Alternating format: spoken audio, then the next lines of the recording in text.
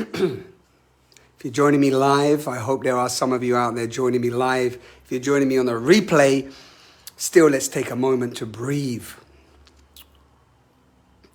And one of the most beautiful breaths that I've accumulated, I feel, in the last few years is this one called the 478. And there's a whole TED talk on this breathing pattern that's helping war veterans and those with post-traumatic stress disorder to really calm the nervous system. So we breathe in for 4 seconds, we hold for 7, and we release for 8. So wherever you are, try it out. We'll just do a few rounds, but the longer you do this, if you do it for a few minutes or more, you'll really get the benefits. So just release everything off of your lungs. Breathe it all out.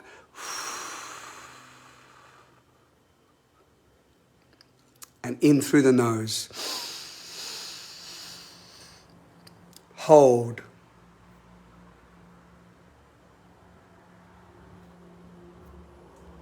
Release.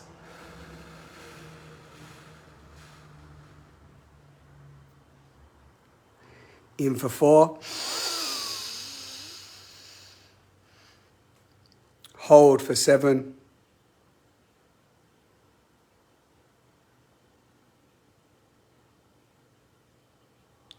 Release for 8.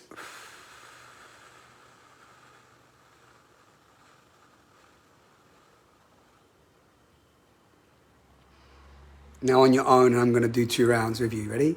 In for 4.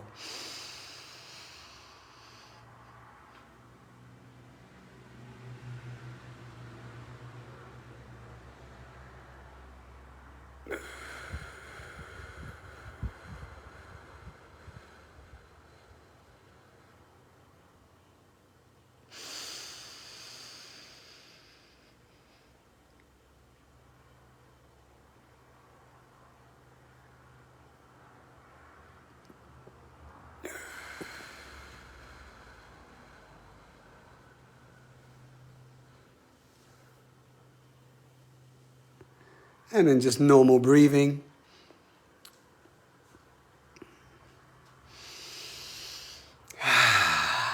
Maybe you want to make some sound, whatever feels great. So, wanting to drop in today on one of the daily lives.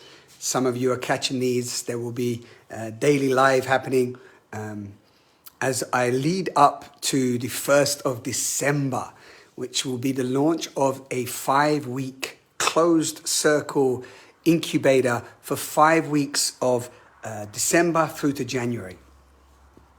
And this is for those of you, and it might not be you might be listening, but you might know someone who's really struggling at the moment. But those that are struggling, sometimes they're in their pain and they don't know how to ask for help. And so, and this is also for those who have a certain level of awareness and they're working on themselves and they have their practices, but they've lost their consistency and their tenacity. They've lost their, what I call discipline, which is discipline. Discipline always feels a little bit more masculine, whereas discipline brings in that balance, I feel, of like discipline leads to bliss. And it's so beautiful when we come together in a group and we support each other, we mirror each other, and we hold each other accountable so we can actually move through comfort zones and old habits that don't serve us, addictive, habitual behavior that no longer serves us. So that's the essence. If you've been watching any of my previous videos, you know that there's no marketing funnel, there's no early bird, fear-based marketing, there's no FOMO energy in anything I share. There is 23 courageous souls, there's space for 23 of us, me including the 24th, me being the 24th. And if you're struggling financially right now and the flow of money is not coming to you, I also live in the gift currency. That's why there's no early bird, that's why there's no fixed price. There's an invitation of 478. So I'm telling you at the beginning, so you don't have to listen to this whole video and think you're going to get a marketing pitch at the end.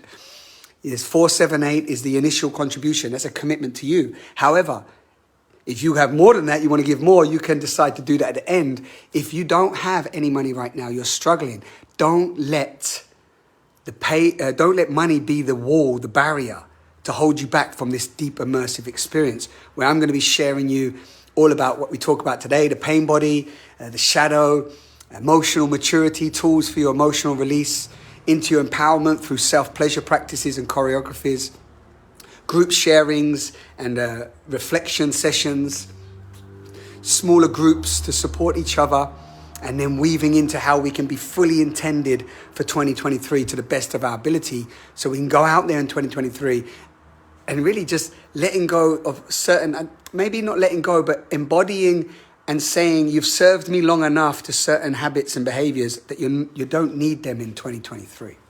Yeah? So you want to illuminate like never before. And we want to illuminate because that is the response and the let's say, the way we activate our potential, our greatest potential. And then from that, when we take responsibility for ourselves, to love ourselves, to shine, to illuminate, we're contributing to the whole. So when we see the suffering in the world, we see the violence, the disconnection, the dysfunction, the deceitfulness, the fear, the separation. We resolve that in ourselves, and then we be what I like to call the healing balm, the solution of so much of the angst and despair that so many of our brothers and sisters are experiencing. There is a saying that if one of our brothers and sisters are suffering, then we are still suffering because of that interconnected web. And that's a big one to take on, right? Because we can sometimes feel great in our superiority that our life is okay. And, if our life's okay, who cares about others?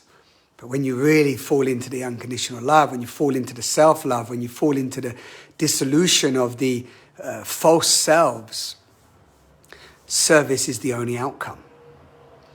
And service from integration and balance and embodiment, not just service now playing in a new game where we generate and make money and leverage people's pain. That's not what it's about, in my opinion. So just take a little breath on that. Thank you for those joining me. See who's with us today.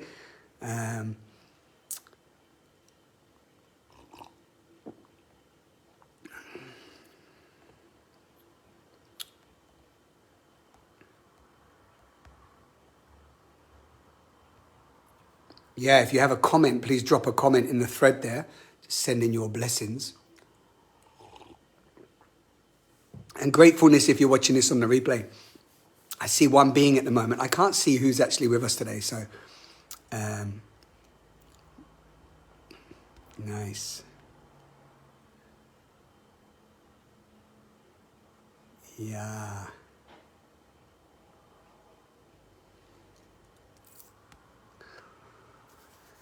Okay, so today's topic, transforming pain into pleasure. So let's start with that pain is an indicator, of course, of something that doesn't feel right. Pain is an indicator that something is off, something is out of alignment, out of coherence, homeostasis, no? So it's like, I like to use pain as this reminder of pay attention inside now. Pay attention inside now. If you just learn that for yourself or write that somewhere for you to memorize, pay attention inside now. Now, of course, there's different levels of pain. Today, I want to talk about the psychological pain that we have going round and round and round in our head, the monkey mind, what you might have heard me mention yesterday, I touched on it in one of the lives, the feedback loop from hell, which was coined from Mark Manson's book, The Subtle Art of Not Giving a Fuck. And if any of you are familiar with the term pain body, then the pain body feeds on our dense emotions and our thoughts. It feeds on drama, on our beliefs of unworthiness, doubt, blame, shame, guilt. And it feeds on other people's pain and drama and diminished thought forms and feelings. And so when we start to explore the pain body as this kind of entity within us, and we start to go inside with certain writing exercises, or we start to do meditation, and we start to inquire into the way that our mind is functioning, and we listen to the inner voice, we start to tune into that inner voice, the self-critic, the self-judge, and we start to hear certain beliefs or messages that we've had from previous relationships or our parents or society. And we start to, I like to see it like a magnifying glass, like an archaeologist looking in the caves. And we go looking in our own cave and we're like, hey, what's going on in there? Let me close my eyes on the outside so I can truly see on the inside. Yeah? That's really what meditation is for me, is an opportunity for self-inquiry, self-introspection, really looking inside. And then when we give ourselves permission to do that looking inside, we start to notice these, what I call FBS, false belief systems, or false bullshit, whichever you like, stories that we've identified with, experiences that we've identified with as that is who we are. And these internal pains that come from psychological beliefs and concepts and the ideas we have of ourselves or others, they can also result in physical pains. They can start to create tensions in the body. So when we do body work or we do breath work or we start to move our body more through breath, movement and sound, we start to feel and we start to notice that certain tensions in the body, when we've felt that pain from the past, we've allowed ourselves to feel it, to face it and feel it, then the body starts to release the tension that it accumulated, protecting the pain. So let me know in the comments if this is resonating, yeah? This sense of paying attention inside now, looking inside to uncover where I'm feeling pain. And that pain can be, again, past emotional pain, grief, anger, the frustration which leads to anger, resentment, disappointment, and rage with what's going on in the world right now. Rage with the murders that are happening all around the world. In Iran at the moment, it's going crazy. I've just mentioned Iran. This video may not even get any coverage. Yeah, people are being put in jail for speaking out their truth. So can you imagine when we're inviting us to go in to face the pain that's holding us captive in our fear, we have to start to live our truth. Because when the pain dissolves and we're no longer identified to the pain, who are we? Well, then we're being called to live our truth. To bring a light of loving awareness, truthfulness, the light of truth, to the pain, the fear, the anxiety, and to face the lies that we have agreed to and the lies that we told ourselves based on not the full truth of our past experiences and our stories, holding people to blame, judging, condemning, not ever really knowing what was really going on for ourselves or the people involved or the ancestors and our parents and so on. When we don't look at the bigger picture, we make it all about us, the little me. It's all personal. I'm the one with the problem and I was the one that got done to. Life did this to me. These people did this to me. So then I feel like I'm the victim and I can't change because I've had so many atrocities, so many bad experiences and so much adversity piled on my head. It's like, yeah? How do I break free of that? So many don't. So many of our brothers and sisters, they just commit suicide or they get deeply depressed or they take antidepressants, antipsychotics. It's like they go into therapy, but that therapy never really helps them. They get diseased.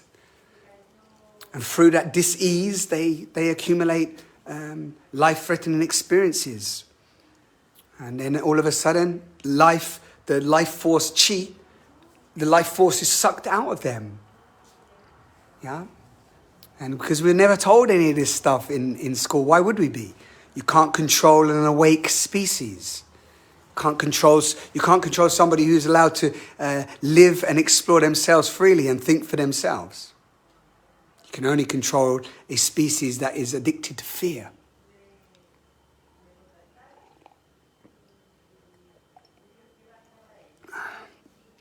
So if we want to illuminate, we have to bring the light of our own love and illuminate ourselves and illuminate our dysfunctional habits and behaviors and false stories that we tell ourselves and, the addictions we have. And we have to face that. And that can be addictive thinking.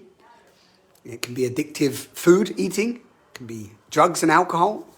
All of these are symptoms, of a sick society. Fed into our society. It's fun, don't you ever ask why alcohol and cigarettes are not illegal? You never questioned that. Like weed is kind of becoming more and more legal now, but you never ask, and also sugar. Yeah, that's just loud in our current, which is collapsing, of course, but current structures of society. Because they feed, they keep people hooked, dependent on those things, alcohol, cigarettes. And then the companies, the organizations that create the alcohol, cigarettes, then create the healing and the solutions in the pharmaceutical world and so on to help people to get off of the thing that they got them addicted to in the first place. So they pay for the thing that they buy, like the cigarettes, and then they pay for the healing to get off them or the therapy to get off them. And that's the same companies that are linked to all of that. So I always say, people say to me, why do you have a problem with cigarettes and people smoking cigarettes? I was like, because it's not a conscious choice that a person who loves themselves would just choose to smoke cigarettes. They've been woven into the fabric of the hypnosis that's got them hooked on these things. And now they require them to breathe and to have a pause in their life and to take a break from the madness that they've found themselves in. So the alcohol and the cigarettes gives them a little escapism from the insane world that they've signed into, which they don't want to do anyway. They don't want to work in that world. If that's you listening, you don't want to work in that world. You don't know a way out. So the weekend comes and alcohol helps you to feel a little bit of freedom momentarily and to, let go of your inhibitions for a moment. And throughout the week, when you're in the shit job that you don't like or doing the relationship you don't like, you get to take a moment of breath. Deep breath. I feel some release. But you don't need the cigarette. You could just do intentional breathing. But the cigarette then has the little chemicals in there that get you a little hooked. So the more you take, then the habit comes of needing to pick something up and taking a break and then coming back and then having some social connection because we crave connection. So we get a little bit of social connection for a short bit of time. Oh, how are you doing? You all right? Yeah, work's okay, Not bad, yeah. Got to get back. All right, see you later.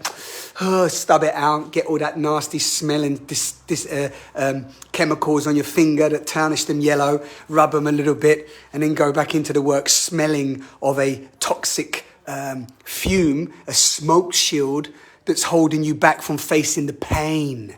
The smoke shield that's holding you back from facing the pain because the pain is too intense. So the mind tells us because it's been conditioned to tell us that.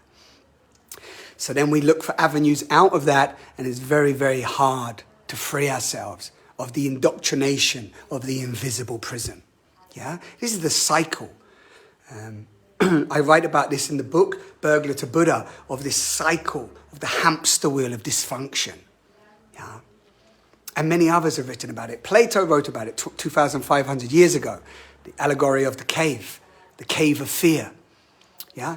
Wetiko, the book at the moment that's out there in the world, talks about it. And we're seeing that now more than ever before. And it's a psychological prison that we put ourselves in by acquiescing. We said yes to it. And nobody knows it's there because it's invisible. It's an invisible prison. So this is what it means to face the pain. When we face the pain, that pain from pain body turns into play buddy.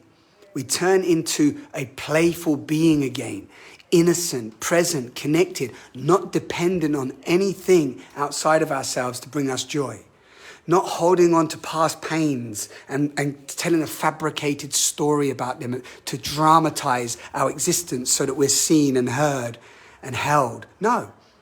We go in and pleasure ourselves, and we hold ourselves, and we touch ourselves, and we love ourselves, and we own our shit, and we take full responsibility for the nature of our experience, and we transform from the inside out. And then we become an awakened being. What does an awakened being mean? Don't need to get too caught up in religion and going, oh, you think you're Buddha, you think you're whoever you think is awakened. Yeah, it's that simple. You know what awakened means? Weightless. You're not carrying the burdens of your past. You're not carrying all these false stories. You're not provoking, selecting, distorting your narrative in order to justify your pain and keep you in an identification of a victim. You're not doing that anymore. Yeah? So you become weightless, which makes you lighter, and the lighter you are, the more free you are, and the more free you are, your life force energy is moving more in unison with the collective life force vibration, and you look more alive. And when you look more alive, you feel more alive. And when you look and feel more alive, it seems there's more light coming from you because your electromagnetic field, it's like it is charged up. Like your mobile phone. You charge it up every night, no? You charge it up, you make sure this is charged. You even go and buy energy packs, no? To make sure it's charged up. But where's your energy pack for you? Where's your energy pack?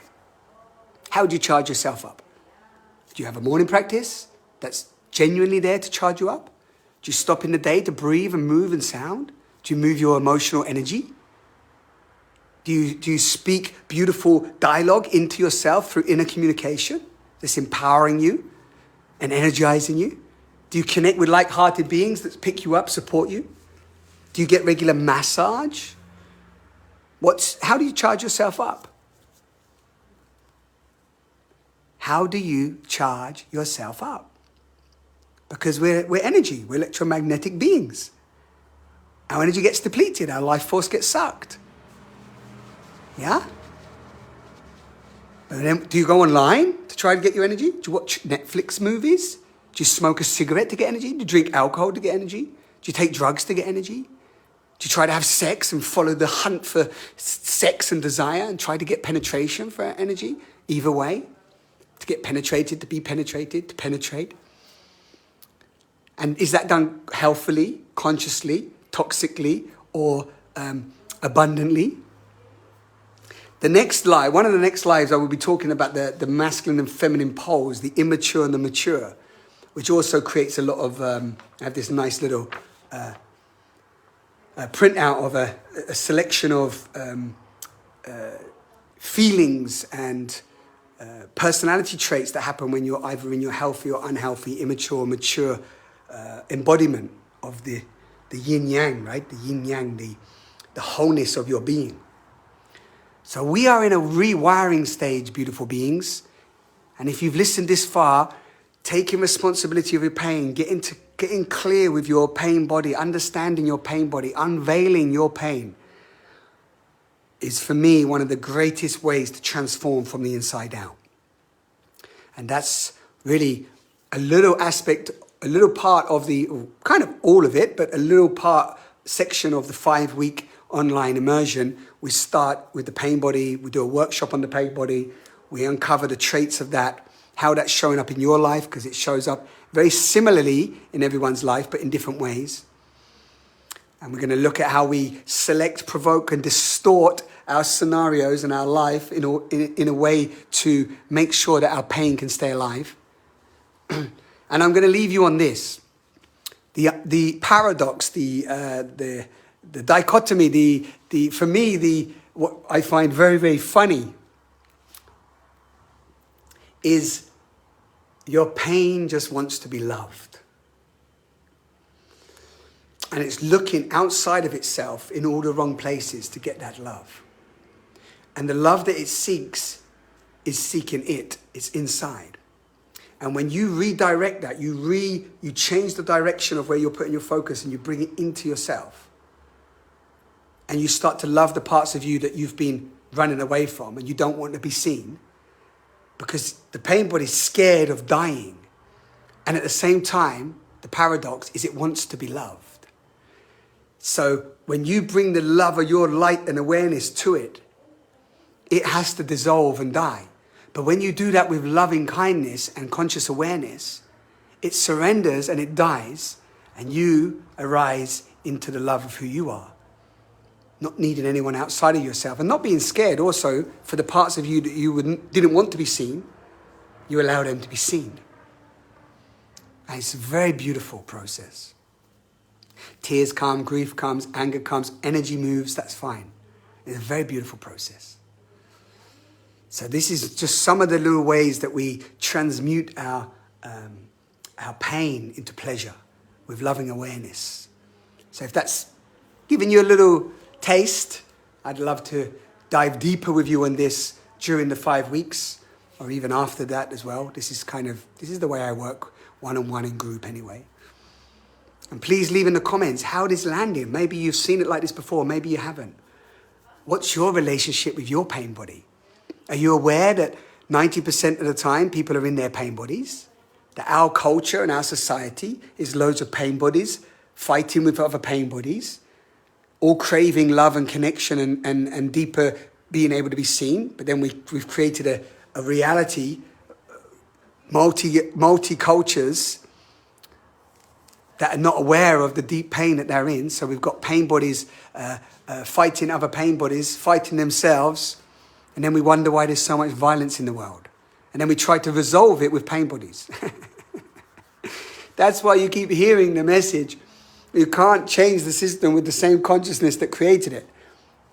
If we don't dissolve the pain body that's been functioning as a predominant energy in our consciousness, within ourselves and collectively, then there won't be the rise of any real new solutions and new societies and civilizations. So the regeneration is in the human. We regenerate ourselves. And then as within, so without. So we transmute the pain into pleasure potential. And from a place of pleasure potential, we co-create more beautiful worlds. For ourselves, for our close connections, families, villages, and as it ripples out. Sending you so much love. Thank you for tuning in. I didn't see who's on today. There's no comments, so maybe this reaches somebody. Maybe it doesn't. But I'm trusting it says one viewer, but that just might be me.